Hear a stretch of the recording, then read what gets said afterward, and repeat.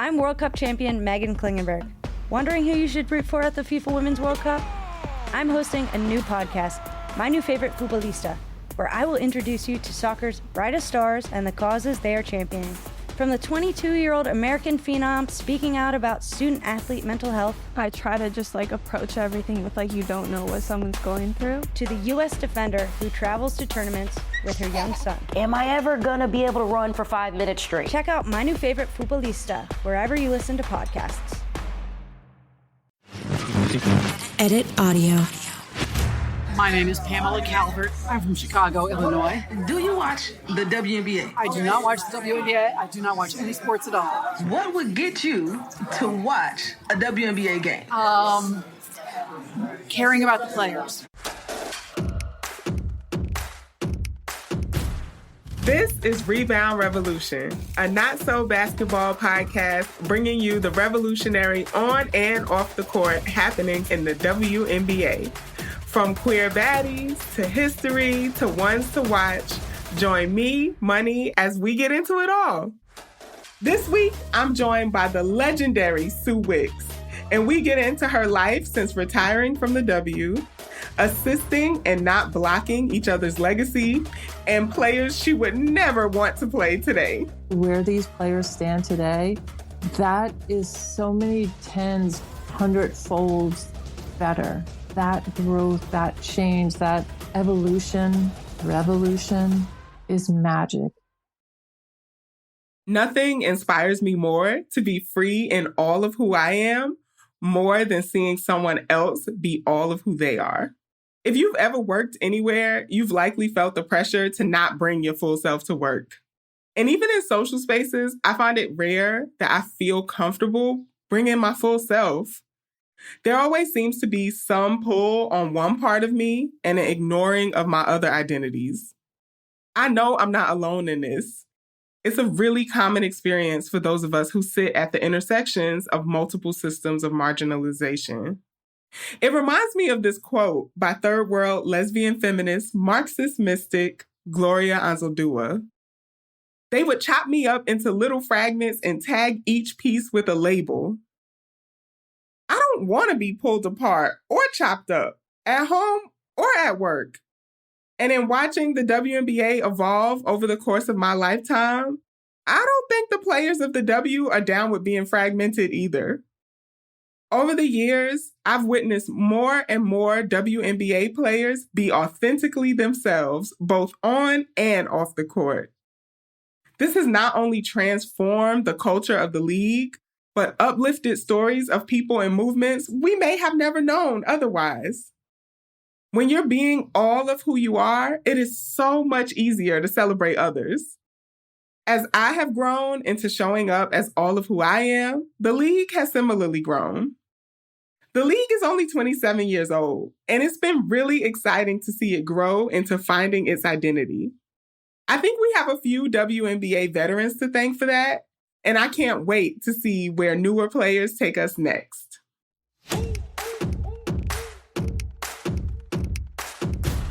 So I'm trying to calm down right now and not freak out that I'm talking to Sue Wicks. But for folks who might just be tuning in who are new to WNBA, can you just tell us a little bit about the legendary career that you had and who you are? I mean, Money, when you couch it like that, it's hard to get into because I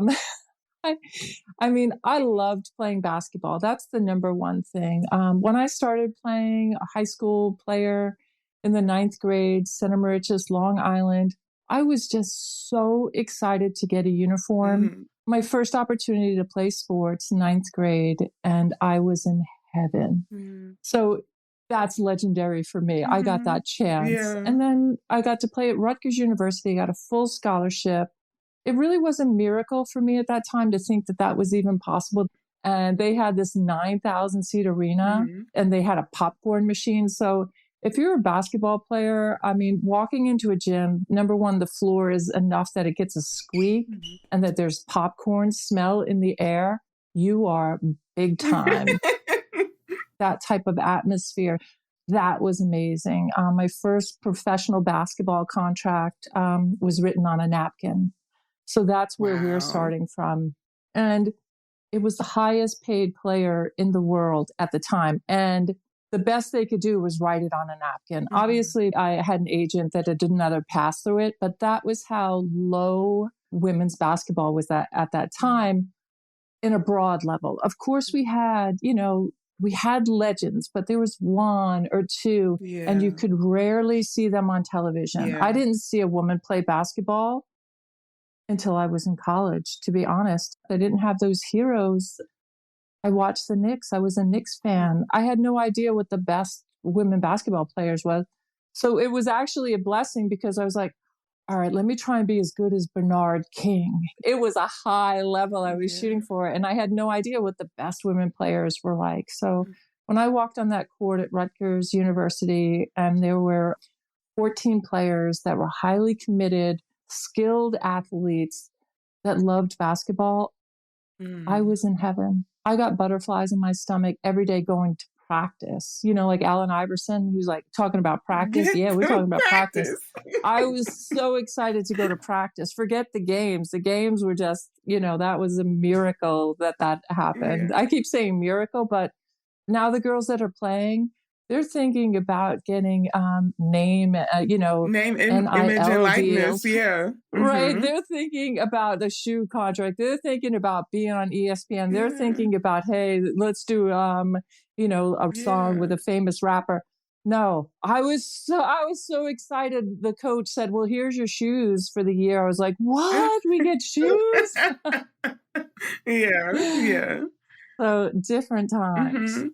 This feels so wild to think about because I think of you as like an OG in the game, right? But you didn't have OGs really. Like there was no WNBA as you were playing in high school. So your generation of play really kind of like laid the blueprint for a lot of what it looks like today. Yeah.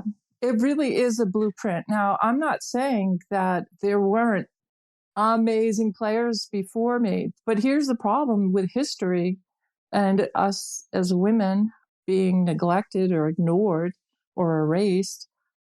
They're not acknowledged, not yet. And I'm hoping that they will be because there are legends in this game that came before the WNBA that we're on their shoulders. And even though I didn't get to see them play when I was in high school on television, I did later. And I got to sit down with them and talk to them and hear their experience and what they did with very little reward coming back to them, but dedicated, passionate.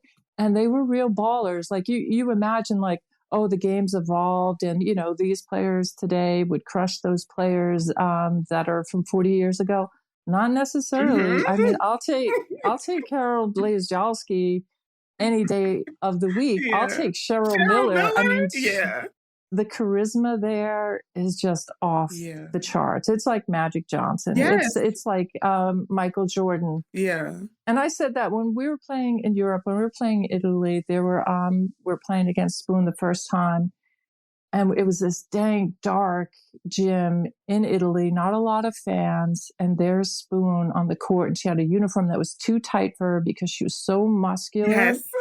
And that face, that smile, the charisma, I was like, this woman does not belong in this gym. This woman belongs on NBC. She is a star. There's star quality, and it's sitting here, and no one's enjoying it but me. I was like, oh my gosh, this is a show. It's like a book. You find this great book, and you're like, this is a masterpiece. It doesn't matter anybody else read it. I know it was great, but it's a tragedy no one else is reading this. The next night, I'm against Lynette Woodard. And there's Lynette Woodard. I'm telling you, she's a bigger star than Michael Jordan ever thought to be. I don't care who you are. Like you looked up at Lynette like she was like a goddess. And then you got to play against her. So it was one night after another, the best players. And the idea was no one's going to see these players play ever again. And you're watching Coop get better and better every year, just determined to be a better basketball player. Even though no one was, I'm not saying no one, but the world didn't see it. And then it was reflected in her salary. She could improve 50% and, get a 5% raise of a very low salary. But it was the love of the game. It was, I have this gift. I have this talent. I'm going to be the best in the world. Whether you know it or not, or it's recognized, there was that internal gratification of that. And that's like one of the hallmarks of the champions, the greatest. They're back in the gym, improving their game. And it's not to make, another $10 million or whatever. It is simply because they want to be the best. They're driven. As you're talking, I'm thinking about just like what your story and like watching your career does as like a possibility model. But it also makes me think about WNBA contracts are not life-changing money. At that time, EuroLeague contracts are not life-changing money. So it seems like there was always this thought of life outside of basketball too. Is that true? It was my life. I'm going to tell you that. The money was not life-changing, but it was more money than any of my friends were making. And it was money I was getting paid to do the thing I was passionately in love with, that every fiber of my body was a basketball player. That was my identity because it was my thoughts, my dreams, my actions, my day-to-day, what I ate and what I slept, even who I dated had to be around basketball. So that was like, it moved through me. It was who I was. If you didn't pay me, I probably would have done it the same. I'm going to tell you one positive about not having the life-changing money. You're always going to give 100%. It's not like, oh, I can't hurt myself because I have a big contract, next year coming up, or I can't play for this team because they're not letting me score 20 points a game. My contracts, you'll fill any role because you're getting paid the same. Whether you're scoring 20 points and 20 rebounds or 40 points and 30 rebounds in Europe, you're not going to get a raise. All you have to do is win. So that changes the way you play the game. And then show up for every game. I mean, there's guys that make so much money. They're like, I need a longer career. I need to keep making $20, $30 million a year. And you respect that because that's a lot of money. That's generational wealth for your family. You become a business, a brand, an enterprise. My generation was a basketball player, and that's it. Filled with passion. I'm going to give you 100%, everything I have, because there's nothing to lose at the other end of it.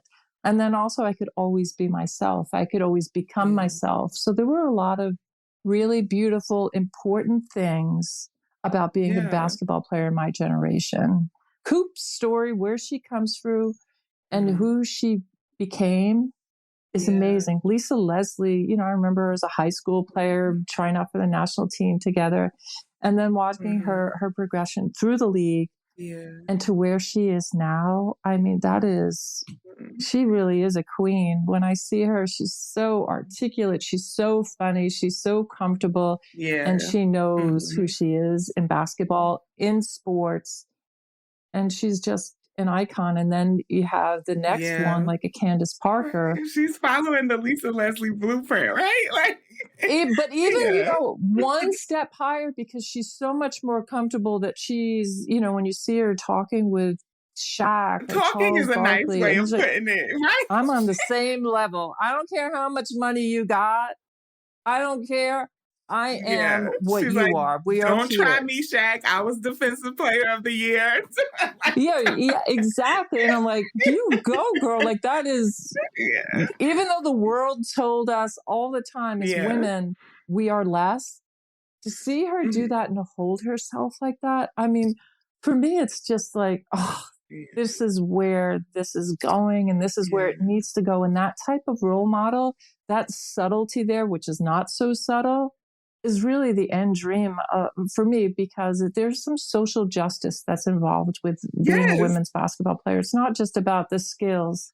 Yeah. When you said being all of who you are, like as a player, I'm like, oh my gosh, it makes sense how we get here to the today of things, where the W has like these player-led social justice initiatives, right? It feels like it really is player first. It's not top down where the league is saying, this is our, cause this season. It really feels like the players are bringing their full selves, like whether it's BLM, abortion access, LGBTQ rights, and like trans rights advocacy. They're just so outspoken, and I've always admired that about W players.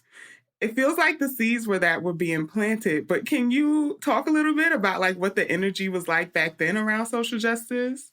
So it's a fledgling league when we started, and they're going to target towards family values.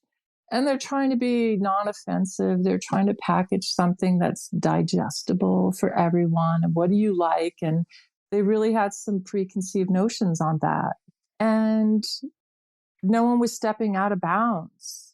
Out of bounds, like it was risky? It's just, you were so focused on the league and growing the league that you wanted to do everything. And it was unspoken, but an energy, you want to stay inside of these things and promote these other things to make it, bring your daughter to the game. Let's get families to the game, have the whole family watching it. We didn't know what to expect. And it's 25 years ago, and it's so much has changed.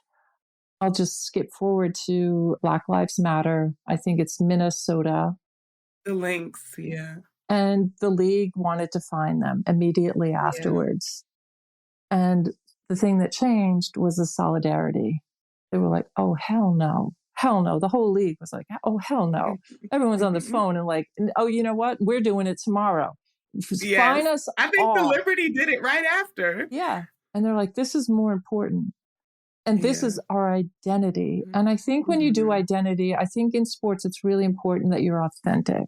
And I think that the women, again, we don't make a lot of money, but there is a richness, a foundation, and a knowing of ourselves and what we think is right, that we will do it. We've led the way. I think the men, the NBA and the NFL certainly get the credit and the platform. But most of the guys in the NBA will say, yes, this started in the WNBA. Yes, that is the model. Yes, that was inspirational. Yes, I believe in that.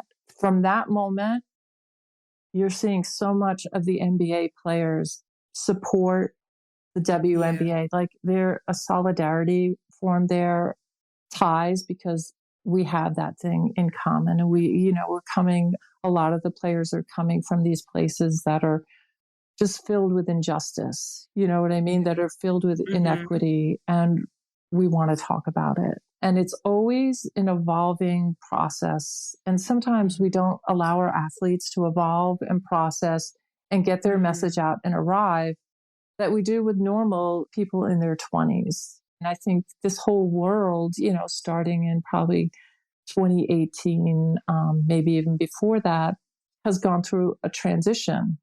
And the athletes have had a lot to say about this transition. And a lot of it, we have polarization in this country. People are on the opposite side of it, no matter what. As soon as you hit one of those key phrases, people shut down and hate you. So that's our social justice. And I think that being okay with people hating you, people disagreeing with you, has to be okay until we get to a place where we start having some normal conversations again in this world and dialogue back and forth. I think what you're making me think about is how much of a radical act it was to have Women's National Basketball League, in the United States. And so, that kind of puts like this, rebellious spirit in the players from the inception of the league, right? It is a important historical turning point that like we have a women's league, right? And so I think it's no surprise that 25 years later, we have rebel jerseys, right? The rebel edition of the jersey. That's a great point, Money, because, when I was a kid, being an athlete, a girl athlete was not a cool thing to do. And it was out of the bounds, and to do it full-heartedly as an athlete, not just as, let me look cute out there, was a radical act. And then moving forward to allow the players gently to pull back the restraints, to let them be their authentic selves, is another radical act, because now you're showing something that we're all unique and different, and authentic is the most beautiful. The energy is not suppressed. It is flourishing and alive. And whether it resonates with you or not, you have to acknowledge that it is real and beautiful. And I think that for me is we're an inflection point in our culture about people being allowed to be themselves and be proud of themselves, you know? Yeah. So those type of things are going on. And I see it reflected. There's a whole new Liberty fan base. We started out with one fan base, and I went to the Liberty games in Brooklyn now, and I'm like, what is going on? I'm going to say, I love it. I love it so much because it's fresh, it's new, and it's so of the moment. It's so current and reflective of what's going on in our society that I just bask in it. I have to tell you, I feel like a grandma, but that's okay, because then it's a marker of progress. You know what I mean? I'm like, and I'm loving that Liberty. I mean, that crowd. The crowd was fully evolved last year. It was sold out. There's dancing. There's music. There's a different Liberty fan that is more diverse and also expressing themselves. So when you say rebels, when you say radical act, I think you're tapping into something that fans are now tapping into. Whether they liked basketball or not, they're like, these are my people. And this vibe, this energy, I'm really feeling good here. And that's how I feel. That's what this whole podcast project is about. So, okay, I'm wearing my Pride Night t-shirt that I got at a Liberty Pride game. And so in talking about bringing your full self to the game, like these full circle moments that are happening, I think it's really important talking to you as, you know, the first WNBA player to come out as a lesbian. And then, you know, fast forward, 20 years later, we're having Pride Nights at the New York Liberty games. But I know you've talked a lot about feeling as if that coming out moment defined your legacy more than your skill as a player. Do you feel like the queer players of today still have that weight to represent as members of the LGBTQ community? I'm going to pull back a little bit. Number one, you had mentioned being a rebel, being different, being your authentic self. I mentioned all of that accumulated inside of me when I started the league at 30. I am not going to be anything except myself. And I had been working on marriage equality in my private life in New York City. I've been, talking with people that were doing some really groundbreaking. I mean, I can't believe that it was only at that time we were doing all this groundbreaking work that needed to be done. This is the 90s. It was so different. So for me in that moment, it was important to say that and to, say it with pride, not even pride. It's just, here's a matter of fact thing that in my mind at that moment, it's just a matter of fact and, deal with it. And what I got from that in my personal life is so many people coming back to me and saying, it really opened the door that I could talk to my parents. It really was something that I mentioned your name and that you came out and then I came out to them. And, then I would meet people and they would be so emotional about it. So you opened yourself, and sometimes it's very heavy to do that.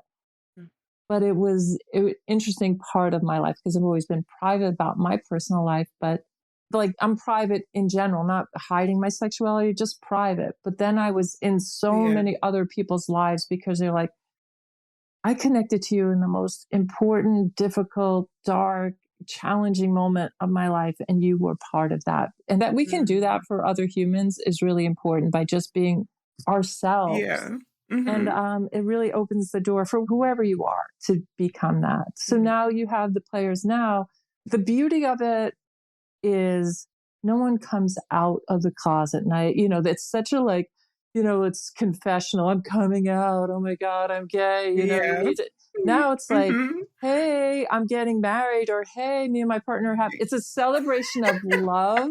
If the comment has changed, and I wish I would never have come out, but had a celebration of a love or something else that's the product of me just being me. So now they've shifted the whole thing. Like, you know what? Here's my pictures in People magazine of my gorgeous wedding. And here's my gorgeous wife, or, you know, I'm like, yes, you changed it. And it's even better. Don't come out. That's no one's business, but celebrate your love. And that is everybody's business. I'm thinking about Brittany Griner in the 2013 draft, where just very matter of fact, she's like, I'm a proud Black lesbian woman, you know? And like, it just, you know, just like in the middle of the interview, it wasn't like, you know, Brittany Griner is coming out, you know? And then to more recently, Candace Parker posting wedding photos and everybody being like, oh my gosh, her wife. Like, it's just, it just feels like much more of a celebration. I'm telling you, that was not possible 25 years ago. And when you think about it, I don't know what would have happened with a Candace Parker 25 years ago. You would hope that she would find her authentic self. But most commonly, someone just would repress their sexuality, would repress their self, and just be in a normal relationship and try and get the most out of the little bit of money she could have gotten at that time for being what everyone wanted her to be. And now she's making big money, more than anyone, with her television stuff. And she's like, you know what? And I'm happier than ever. And I'm me. So Candace has definitely moved up in my like loved players for me, watching that progression in a very short time, seemingly the last, 30 years.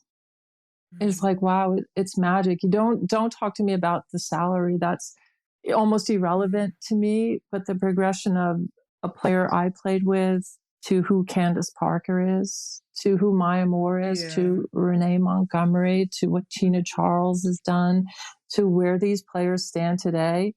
That is so many 10s, 100-folds better. That growth, that change, that evolution, revolution is magic. And it's worth more than any paycheck. That paycheck is coming. It's gonna come fast. I mean, and for me, fast might be 20 years, but I hope in 20 years, I'm sitting here bitter and angry, like, these girls are getting how much money? I can't believe it. Yeah. You know, I hope they get so much that I'm mad. I want to be mad sitting here like, it's unbelievable. That's my dream. Yeah, I get what you mean about the salary changing fast, though, because I think what has been more profound feels like the culture shift that has happened. That is what is like the slow social change work. But somehow it feels like the W has done it really quickly, like in the span of my lifetime. That like culture shift. I mean, and that, women are up there, that they weren't women's basketball. They weren't at the Met Gala. They weren't at the, at the White House. They weren't, the president wasn't tweeting about them. They weren't there. Now they're in the national, Brittany Griner with her situation is very different. But that was the trending news story of 2022. I mean, that was huge and everybody had an opinion on it. So, amazing times to be a women's basketball player. We heard you loud and clear. You love the WNBA and want more analysis and insight on your favorite players. Welcome to Queens of the Court, an Odyssey original podcast. I'm your girl, Cheryl Swoops. And I'm Jordan Robinson. All season long, we'll be bringing you the post-game analysis that you crave and sitting down for interviews with athletes across the W. You can listen to Queens of the Court on the Odyssey app or wherever you get your podcasts.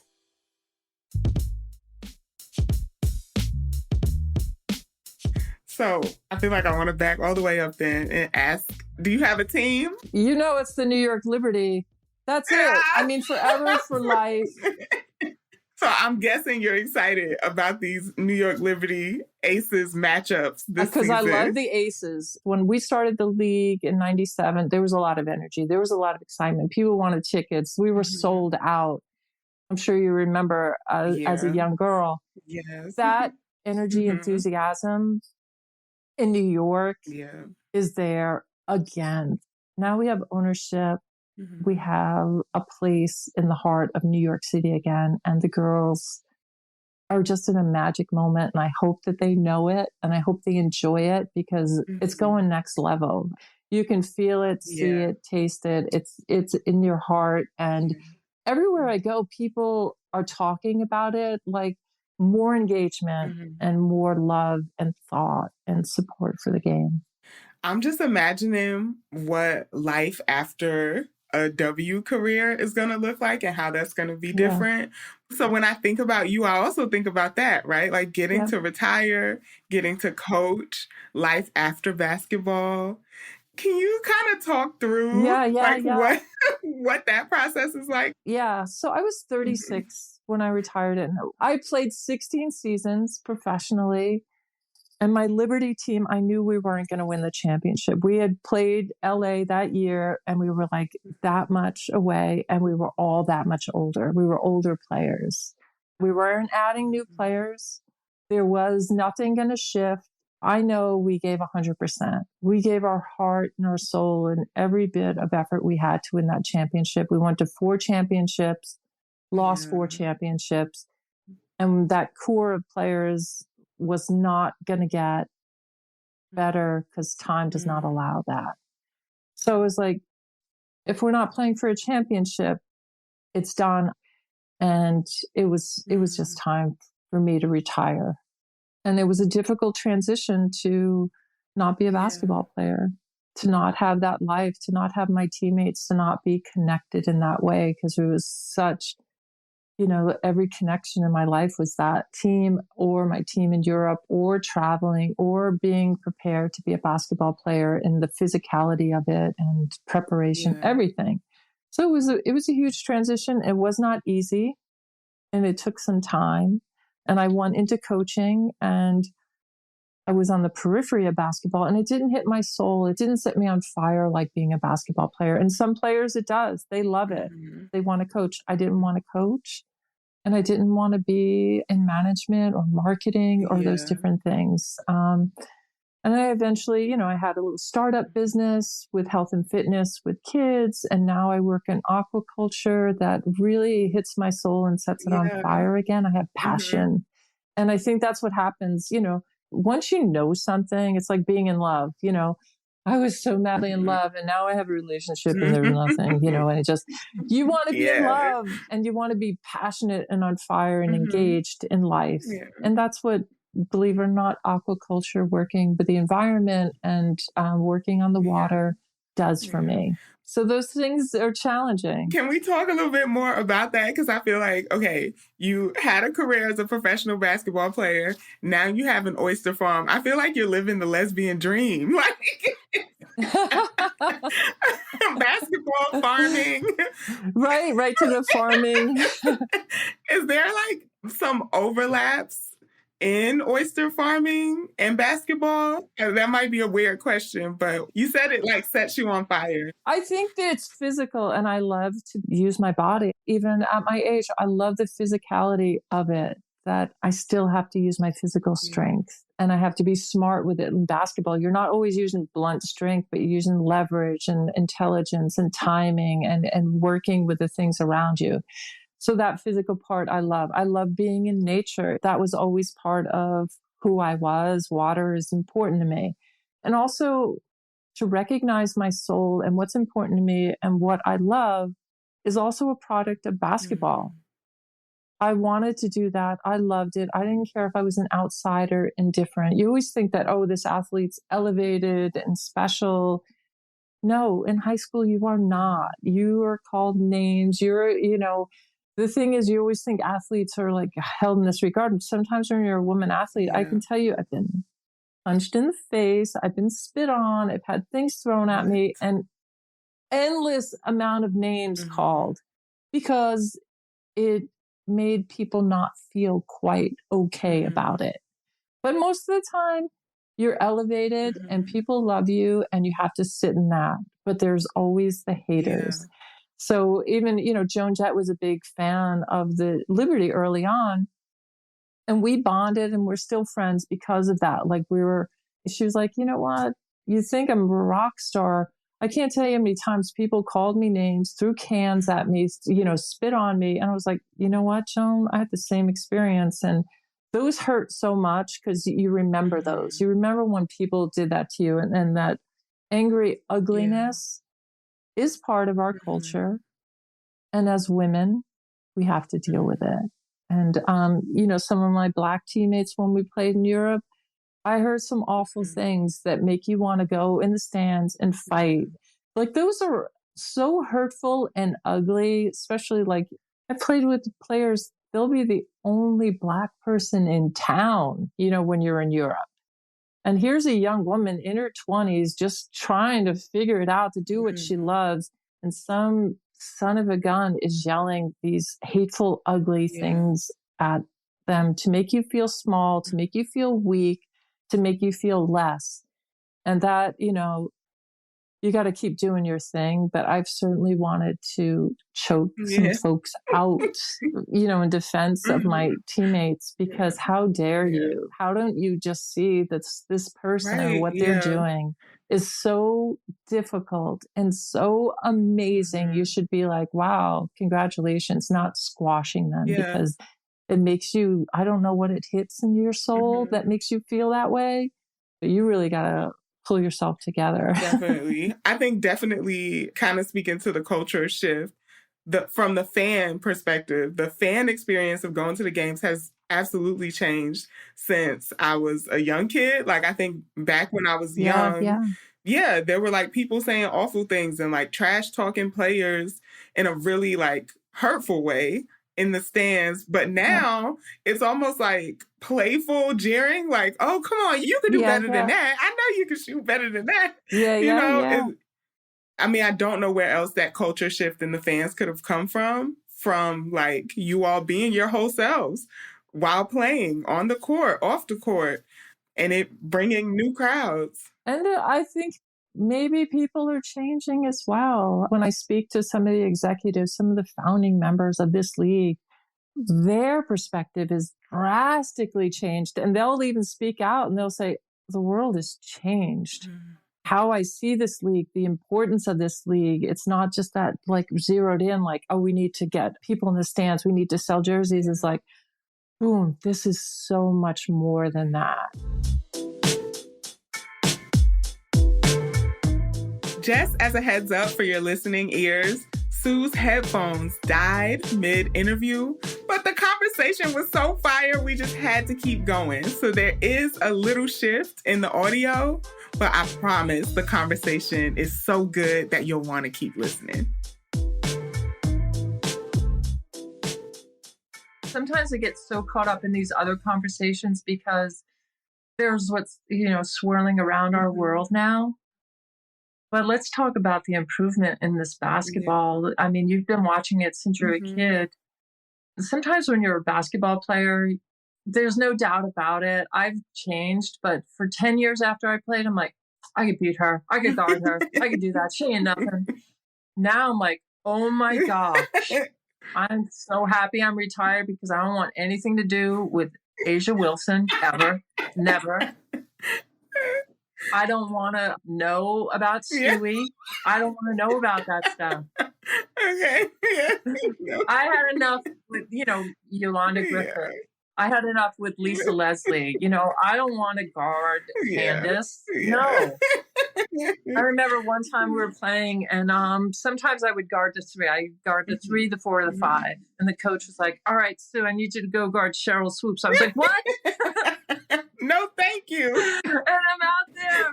And I remember I was right on her. And I was like, Cheryl, I just asked, don't break my ankles. Just, I already knew what moves she was going to make. That's the joke about it. We knew their offense. I know what direction she goes. I know it's the one dribble, the shot. It didn't matter. You can't stop it. You know what someone's going to do. And I just was like, please. And like, she'll laugh about that to this day because she was like, I don't care. I'm going to tear you up. Now I'm just enjoying it. Like, let me just enjoy this. This is fun, that kind of stuff. But yeah, these players now, it would make me rethink what I want to do with my life. Yeah. So I think I'm just having a reflection in real time moment that you have been so humble through this whole interview as if you're not Sue motherfucking Wicks. Okay, sorry. I'm just like you've been like shouting out and elevating like the careers and trajectories of other players, but I just keep thinking about like your career and your legacy.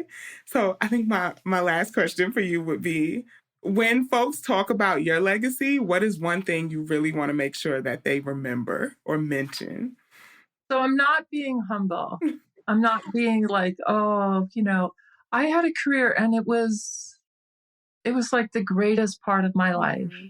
It was so beautiful. And I'll never underestimate how important that was in me arriving at who I am today, that basketball and the journey. The best parts of me were brought out because of basketball, playing on teams and playing around people that brought their best self, their best efforts, their best intentions to the table.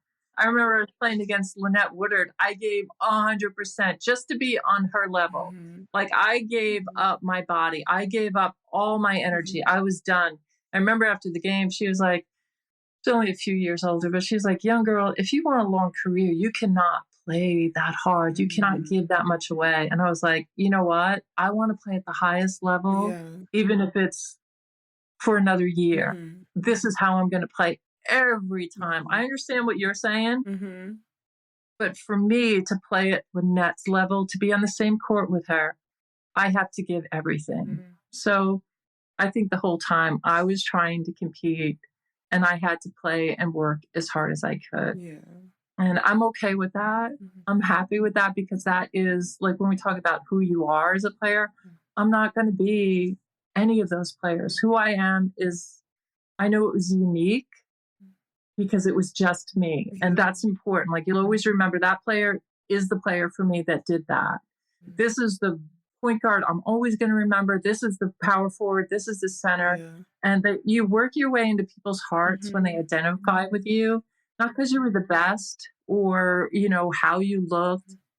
I think that's another part about being a basketball player is, you always want to be the best for sure, but you'll find your spot, be yourself, play your game, and keep working on those things. And that's equally as important. I love that. But thanks for all those props. Yeah. Anytime, Sue, anytime. I appreciate you so much for taking time to talk to me about your career in the W, but also the growth of the W. You've watched it, now as you were talking about what it means to like learn in public as like a 20-year-old in the league is in that same position right now, learning in public as a 20-something. So yeah.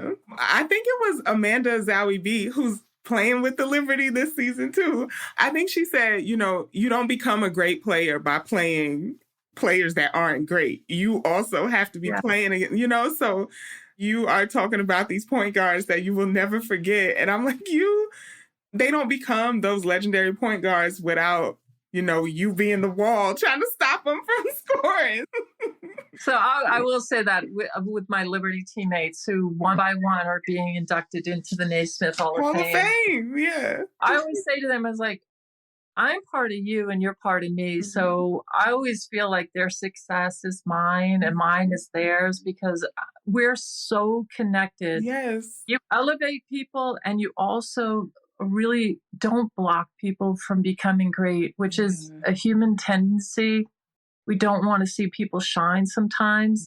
But I think in sports, we learn that make someone shine, let them shine, allow them to shine, and do not get in the way of someone elevating themselves. Assist, do not block. And that's one of our ugly traits as humans. We think it makes us less. But every time Spoon does something, she certainly gets a text message from me. Girl, we did it again. We did. She's like, all right, Sue. I'm like, oh, Rebecca, we are doing it, girl. Yes. Let's get another championship, Becky Hammond. You know, like they're like, all right, Sue, you're taking it too far. This is our ring. This is our yeah. I just keep finding these threads through. But when you said assist, don't block, it also reminded me of, it feels like the inherent climate justice work that you do through oyster farming.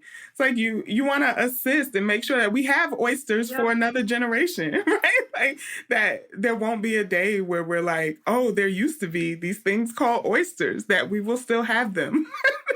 Yeah, I think it was President Obama had said, he goes, it doesn't matter what level you're on, there's always going to be somebody getting in your way. It doesn't matter how small the platform, there's always some clown, I think he said jamoke, that is going to try and ruin the party. Yeah. And that was a great lesson from basketball. Don't spend too much time on that negative.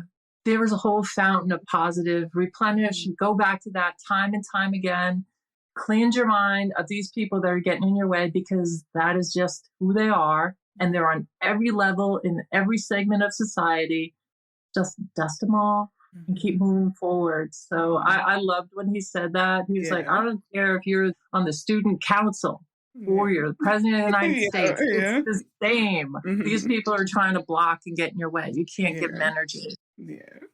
Y'all heard it here, folks. Sue Wicks said, dust the haters off. Dust them off. Thank you so much, Sue. Thank you, and God bless, and thanks, everybody. There are a lot of dope players in the W, but not everyone gets their flowers. And I want to make sure they do. So I'm going to shout out a player who everyone should know in a little segment called Money's MVP. This week, my MVP is Teresa Weatherspoon, also known as Teaspoon or Spoon, another WNBA original player from that first class of New York Liberty players. She was drafted 10th overall in that inaugural draft in 1996. So what is Teaspoon most known for? I think we can't talk about Teresa Weatherspoon without mentioning the shot. So picture it. It's the 1999 playoffs versus the Houston Comets. Now, I have already told y'all about the Houston Comets and them being back-to-back, then back-to-back champions in those early years of the league. So this is a huge game. It's game 2. The New York Liberty are pretty down. They think the game is over, that the Comets are going to take it. The crowd is going crazy. It's a sold-out crowd. And then the Liberty pass the ball in to Teaspoon. And with Tina Thompson on her shoulder, she hits a half-court three-point shot, basically from the rafters. She was so far back. And it goes in. The Liberty end up taking the game. This is still till today considered one of the best moments in WNBA history. The shot is just iconic, and you can't mention Teaspoon without mentioning the shot. Her current team is actually the New Orleans Pelicans, where she's the assistant coach, making her one of only 10 women currently coaching in the NBA. This is huge. A unique thing about Teresa Weatherspoon is that until the 2003 season, she was the only player in the WNBA to start in every game she played. Teresa Weatherspoon was like, bench who? I don't know her. And why Teaspoon deserves her flowers? In so many ways, Spoon is a trailblazer for former W players, whether it be in coaching in the NBA, going back to her alma mater to coach, being considered for a head coaching position in the W, which is also really rare. And just as an aside, doing it all with incredible arms, okay? I know everybody talks about having Angela Bassett arms, but can we talk about Teresa Weatherspoon arms, though? And the braids. I think there was a time when everybody wanted Allen Iverson braids.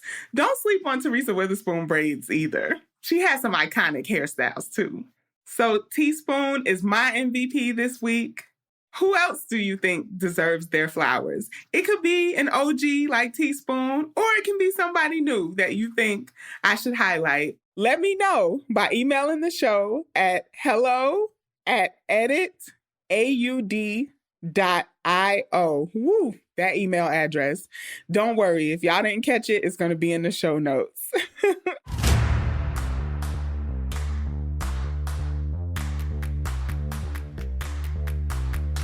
Want to sound like you in the know when it comes to the W? I got you. This is Fundamentals, where I'll give you a rundown of something to make you look like you're the expert in the room. So you're at a game and you want to seem like you're in the know? Well, here is a fundamental term you definitely need. And one!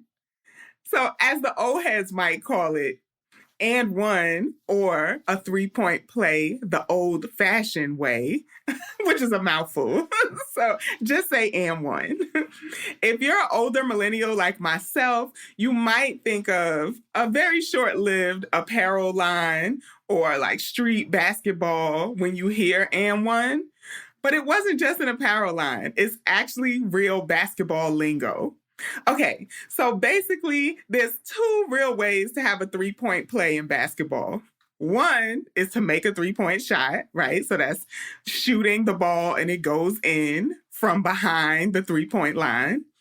But also, getting fouled while you're going up for a two-pointer is another way to make a three-point play.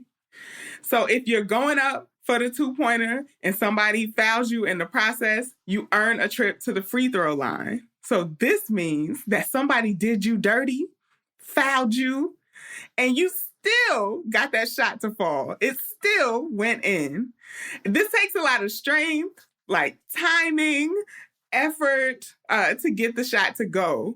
So it's a huge deal with that +1 opportunity. That's why people yell, and one! One of my favorite players to hear scream and one is Candace Parker. I think she does it with an energy that a lot of other folks don't do.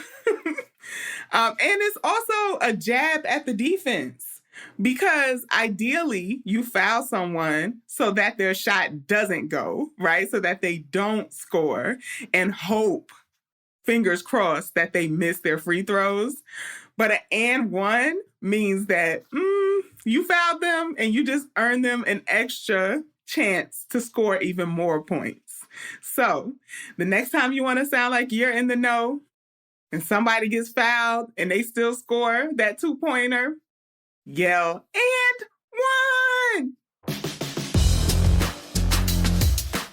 Rebound Revolution is an Edit Audio original podcast created in collaboration with The Cube.